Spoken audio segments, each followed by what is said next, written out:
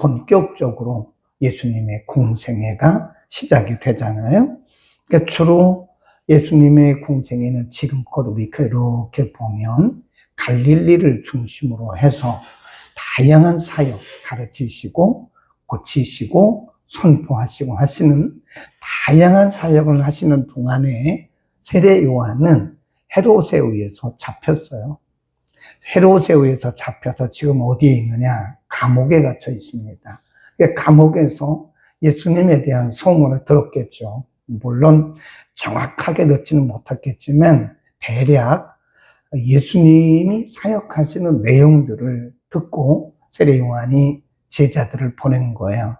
당신이 우리가 지금 기다리고 있는 그 메시아입니까? 우리 잠깐 마태복음 보고 다시 오겠습니다. 마태복음으로 갑니다. 11장으로 갑니다. 마태복음 11장 2절. 16년 전후에 11장 2절만 읽습니다. 시작. 요한이 옥에서 그리스도의 하신 일을 듣고 제자들을 보내어 그랬죠. 누가는 이 부분을 뺐어요. 지금 역사적으로 보면 배경을 보면 세례 요한은 감옥에 갇혔고 세례 요한이 감옥에서 예수님의 여러 가지 사역을 듣고 제자 중 2명을 보내면서 이렇게 물어봐요. 우리가 지금 여러 가지 이 사역들을 들었는데 그러면 당신이 정말 메시아입니까? 이렇게 물어본 거예요. 더 보세요. 19절로 다시 갑니다. 누가복음 7장 19절. 요한이 그 제자 중 2를 불러 주께 보내어 가로되 오실 이가 당신이까? 오실 그이가 당신이 오니까 우리가 다른 일을 기다리오리까 하라매 저희가 예수께 나아가 가로되 쭉 말씀을 해요. 그러니 12절 시작. 대답하여 가라사대 너희가 22절입니다. 시작. 대답하여 가라사대 너희가 가서 보고 들은 것을 요한에게 고하되 소경이 보며 안전뱅이가 걸으며 문둥이가 깨끗함을 받으며 귀머거리가 들으며 죽은 자가 살아나며 가난한 자에게 복음이 전파된다 하라. 왜 세례 요한이 물었잖아요. 자기의 제자 2명을 보내면서 이렇게 물어봐요. 지금 여러 가지 일들을 사역들을 하고 있는데 당신이 바로 그분입니까? 우리가 기다리는 그 메시아입니까? 아니면 다른 분을 우리가 기다려야 됩니까? 그러니까 예수님 말씀하기를 그 제자들에게 이렇게 말하는 거예요. 너희가 보고 들은 것을 가서 그대로 말해라. 보고 들은 것이 뭐냐? 바로 여기 말씀했던 그거 소경이 보고 쭉 말씀하신 예수님의 사역을 가서 세례 요한에게 가서 말해라. 그런 뜻이죠.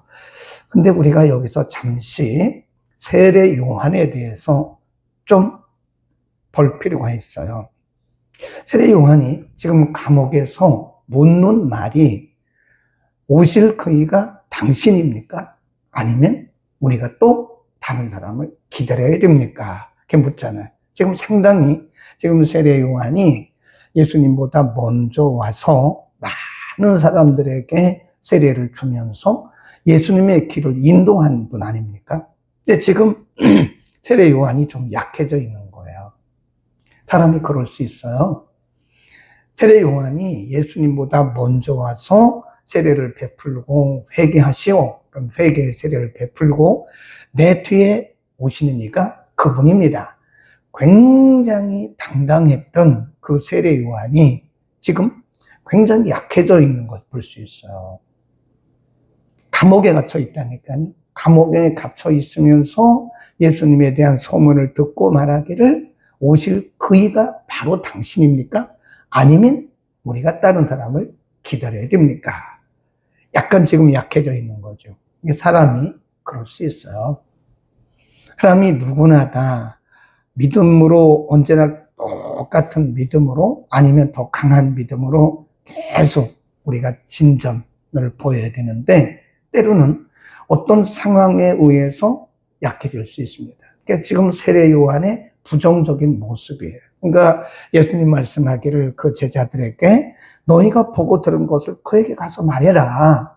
그러면서 자신이 메시아인 증거가 바로 22절이다. 이렇게 말씀하고 23절을 한번 보세요. 거기 줄을 그어가면서 읽습니다. 누구든지 시작. 누구든지 나를 인하여 실족지 아니하는 자는 복이 있도다. 그랬습니다. 세례 요한을 존재하고 한 말씀이에요.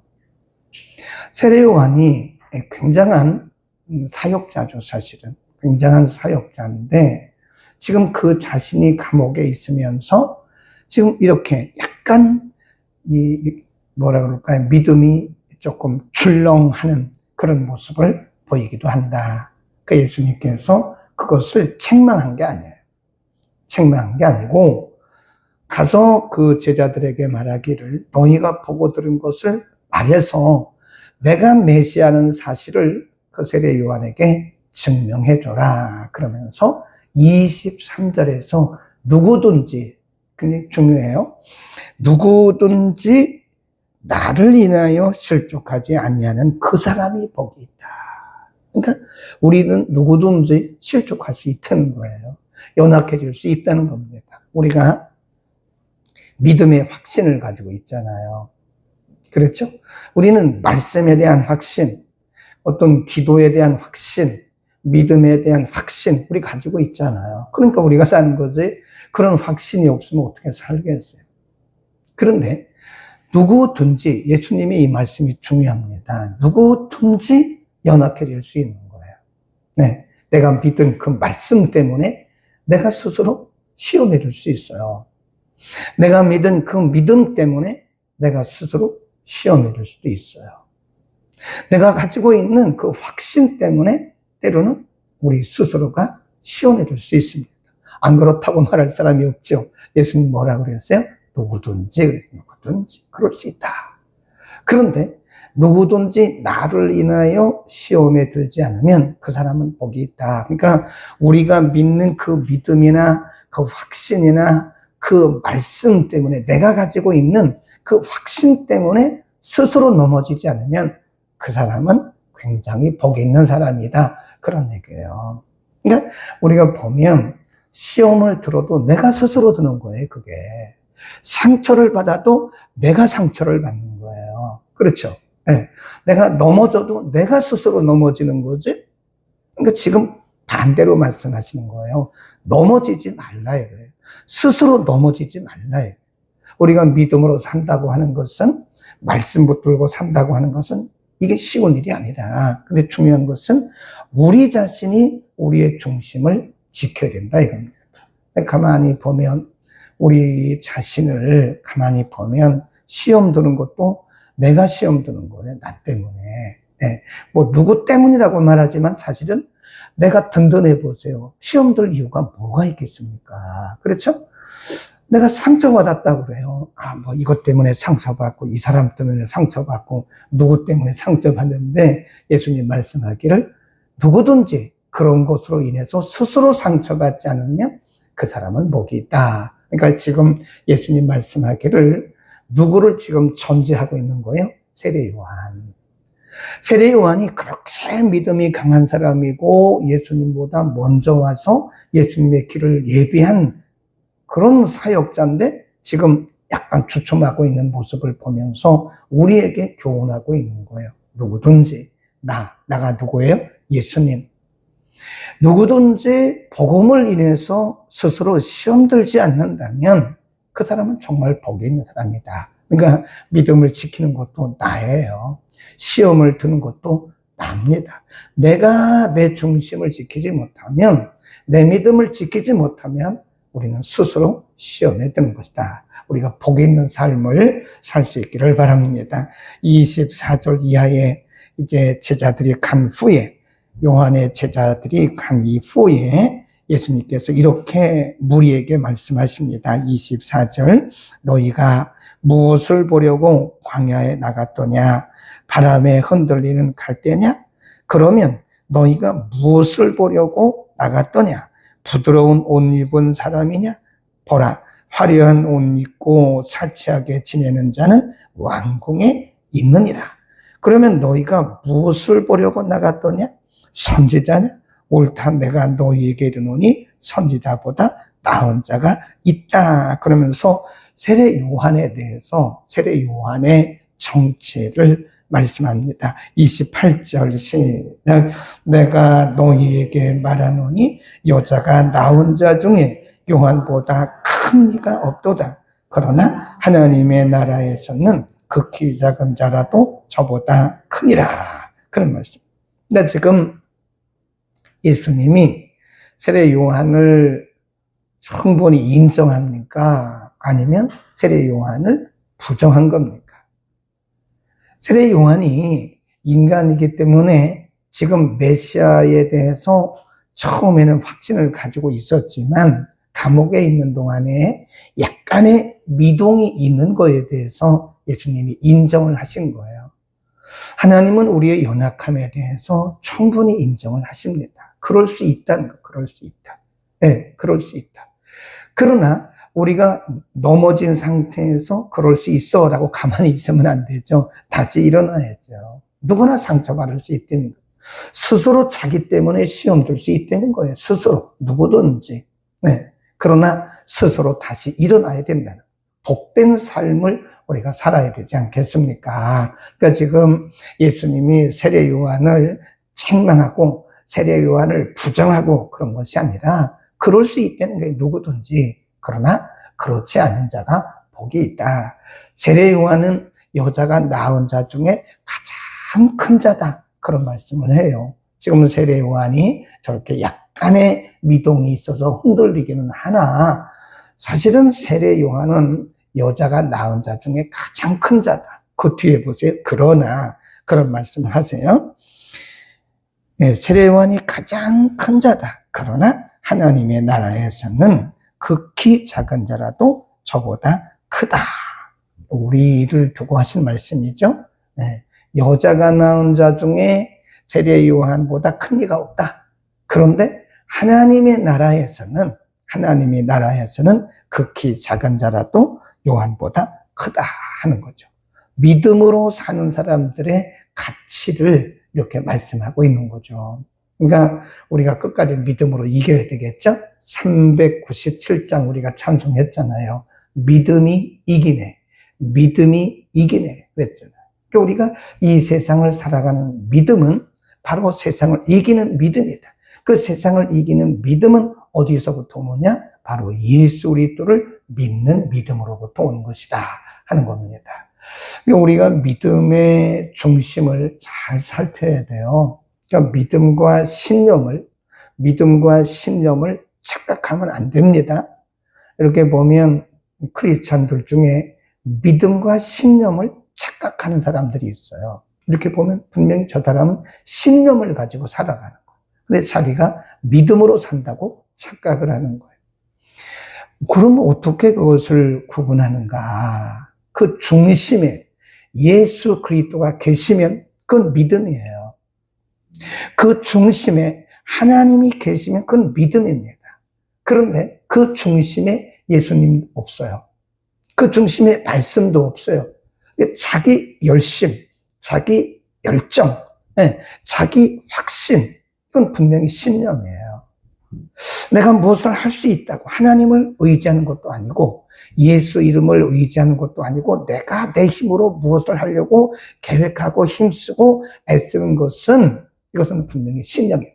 그러니까 많은 사람들이 신념과 신앙을 착각하고 살아간다.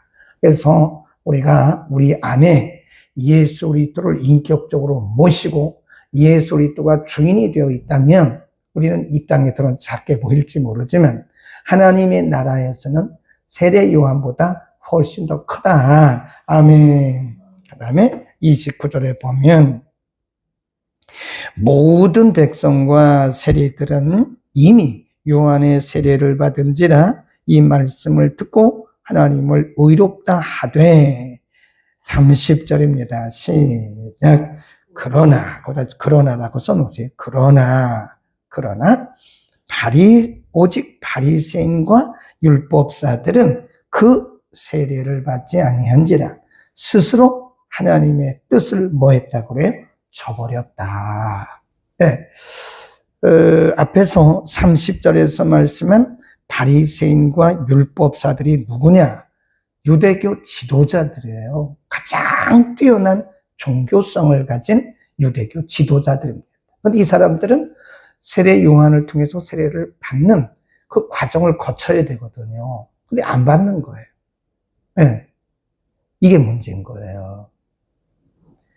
하나님의 계획은 세례 요한을 통해서 세례를 받고 회개하면 그리고 나면 복음을 받는 거 아닙니까? 네. 오늘도 마찬가지죠.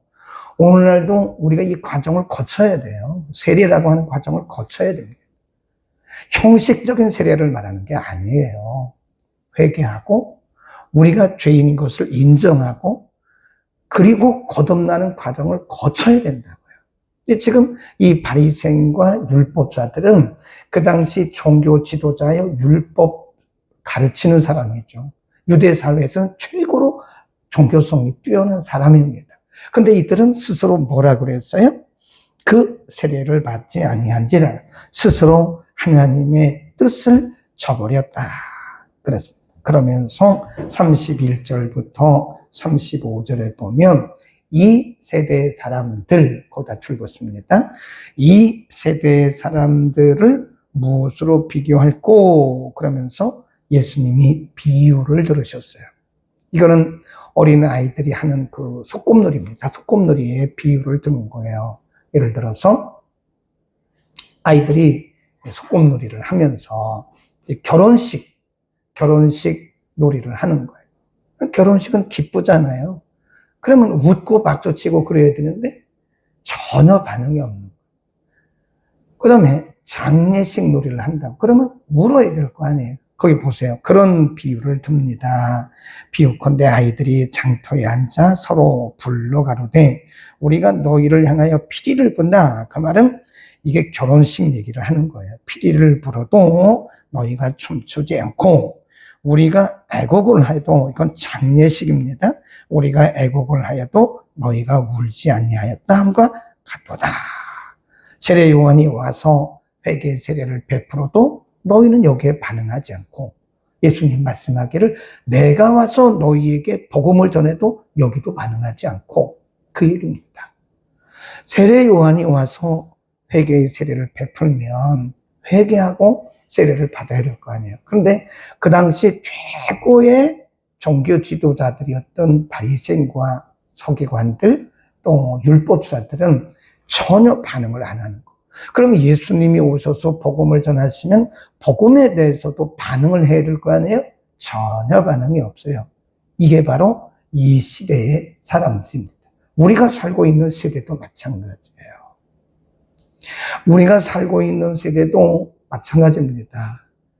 복음을 외쳐도 사람들이 반응을 하지 않습니다. 이제 가면 갈수록 더 그래요. 네, 우리는 우리의 반응이 우리의 영적 감각이 살아있는지 교회 안에도 이런 반응이 있어요. 네, 우리가 아무리 말씀을 전해도 말씀에 대한 반응이 없어요. 그러려니 하는 거. 뭐 옛날에 다 들은 얘기고 뭐 다 아는 얘기. 이게 문제라니까요. 말씀을 들으면 살아있는 사람들은 영적 반응이 나타나요. 영적 반응이. 그런데 죽어있는 사람은 영적으로 가라앉아 있는 사람은 반응이 없습니다. 네. 우리가 어떤 집에 신방을 가서 말씀을 전하면요. 말씀의 반응이 바로바로 나타나요. 네. 말씀을 전하면 반응이 바로바로. 어떤 집에 가서 말씀을 전하면 전혀 반응이 없어요. 전혀. 마찬가지, 교회 밖에도 마찬가지. 우리는 교회 밖이나 하더라도 교회 안에가 문제예요. 교회 안에. 어쩌면 우리가 종교인으로 살고 있지 않은가.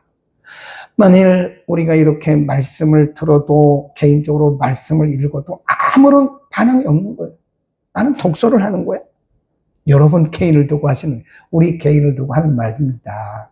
여러분이 개인적으로 성경을 보잖아요. 한 장을 보든 두 장을 보든 본다.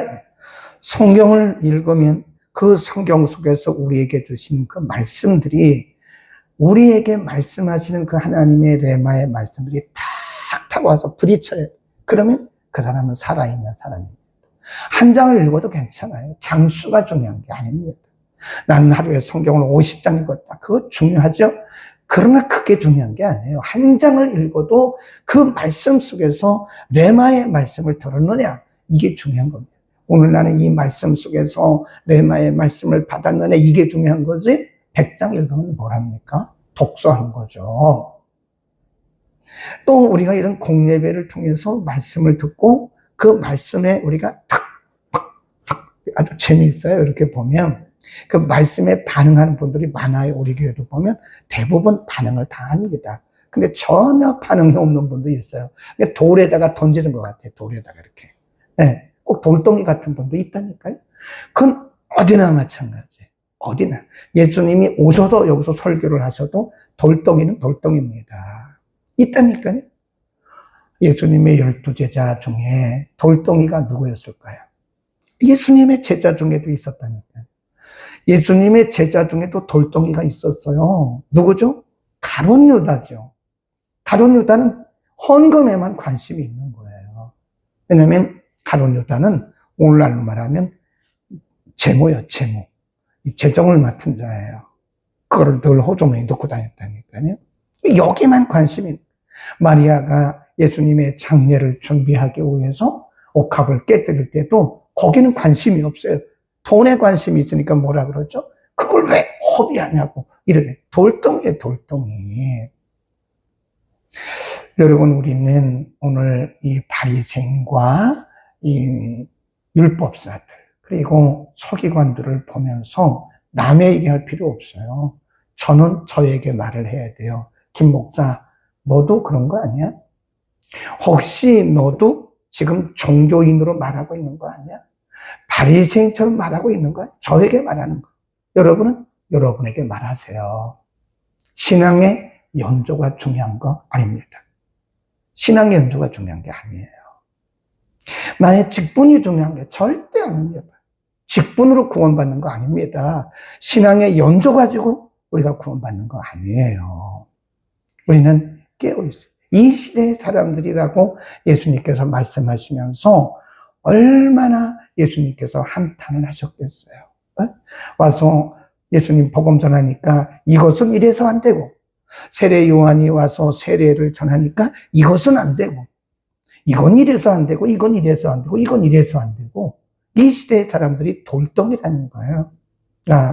우리 자신을 한번 돌아보자고요. 나는 돌덩이 아닐까? 나는 말씀을 들을 때 나는 정말 반응이 올까? 나는 기도하면서 반응이 올까?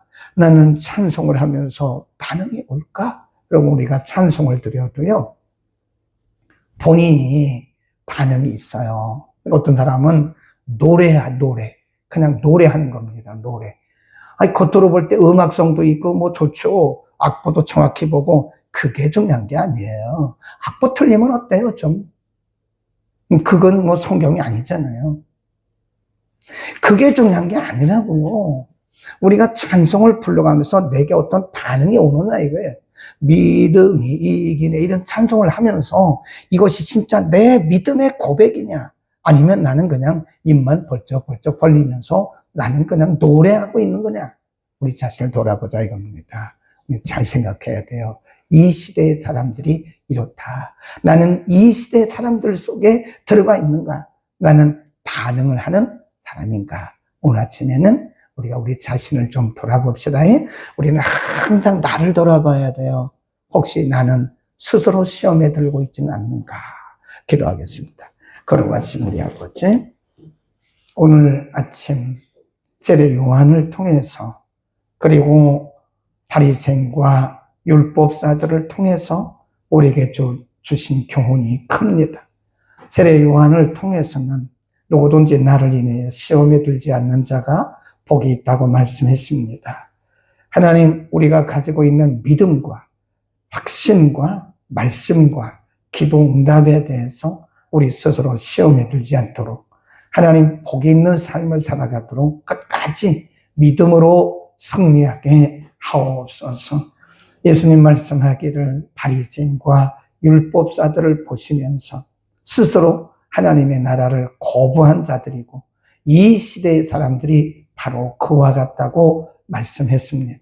피리를 불어도 춤을 추지 않고 고걸해도 가슴을 치지 않는 모든 감각이 둔해진 그런 시대에 우리는 살고 있습니다. 하나님 무엇보다도 우리 자신의 영적 감각을 돌아보게 하시고 늘 깨워서 하나님의 음성을 듣고 하나님과 교제하는 감각 있는 삶을 살아가도록 은혜를 더하여 주옵소서. 우리의 생명이 다하는 그날까지 깨어있게 하시고 우리를 통해서 또 다른 사람들을 깨우는 일에 하나님의 거룩한 도구 되게 하옵소서. 예수 그리스도의 이름